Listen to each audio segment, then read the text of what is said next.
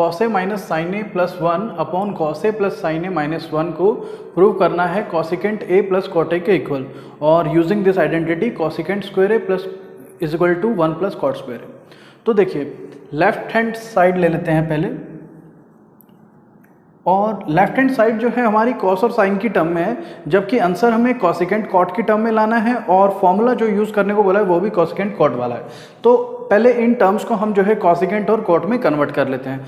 तो देखो cosecant theta में और कॉट थीटा में सेम क्या होता है, कॉसिकेंट थीटा का फॉर्मूला 1 बाय साइन होता है और कॉट थीटा का फॉर्मूला होता है cos theta by sine theta.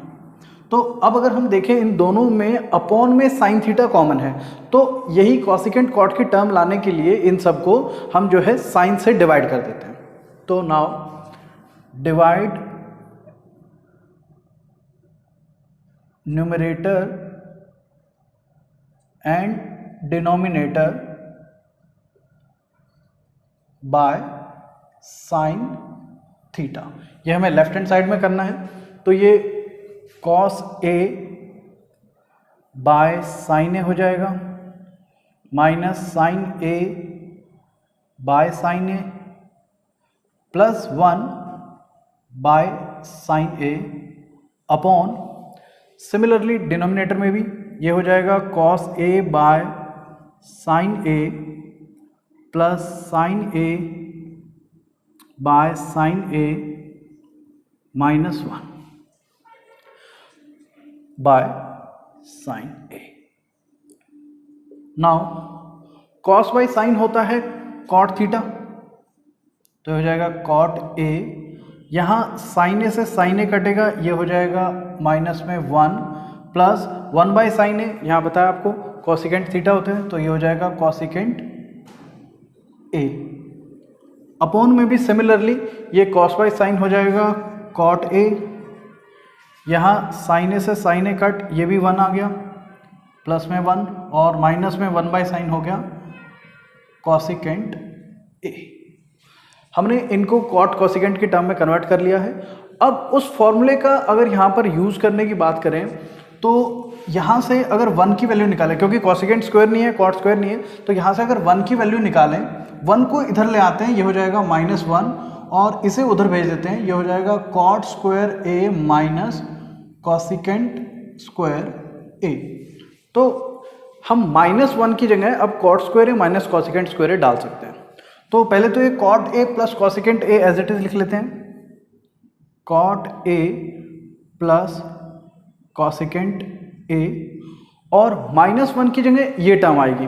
तो अगर हम इस माइनस 1 को ऐसे लिखें प्लस माइनस 1, तो एक ही बात है, प्लस इंटू में माइनस 1 ही होगा।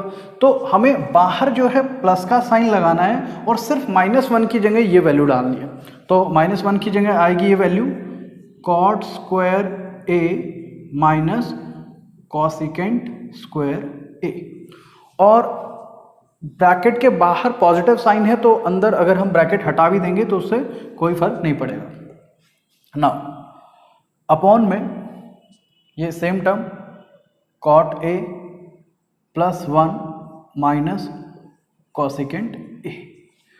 अब देखिए ये cot A plus cosecant A है और यहाँ cot square A minus cosecant square A है, तो इनमें हम A square minus B square की आइडेंटिटी खोल देते हैं। तो ये हो जाएगा ये वाली term same cot A plus cosecant A, और ये जो प्लस के बाद वाली टर्म थी इसमें A square minus B square का फॉर्मूला लगा रहे हैं, तो ये हो जाएगा A plus B into A minus B.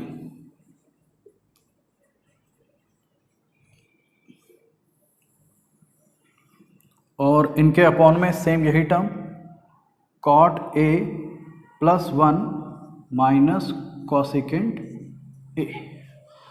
अब ऊपर वाली जो टर्म है ये एक टर्म ये है और एक ये पूरी टर्म है, इन दोनों में से हम cot A plus cosecant A common ले सकते हैं। तो अगर हम इसमें से cot A plus cosecant A को कॉमन लेंगे तो देखिए इस टर्म में से तो cot A plus cosecant A common चला गया, तो यहाँ पे बचा सिर्फ 1 प्लस यहाँ पे ये cot A plus cosecant A common चला गया तो यहाँ बचा cot A minus cosecant A, तो प्लस में cot A minus cosecant A, और अपॉन में ये टर्म सेम आएगी। और इस टर्म में से हम ऐसे भी कर सकते हैं, पहले 1 को लिख लेते हैं, देन प्लस में ये कॉट ए, देन ये माइनस कॉसिकेंट ए। सिर्फ हमने रीअरेंज करके लिखा है क्योंकि अब ये टर्म जो है सेम हो गई इस वाली टर्म के, तो दोनों को कट कर देते हैं और ये हमारा आंसर आ गया cot A plus cosecant A which is equal to right hand side, hence proof.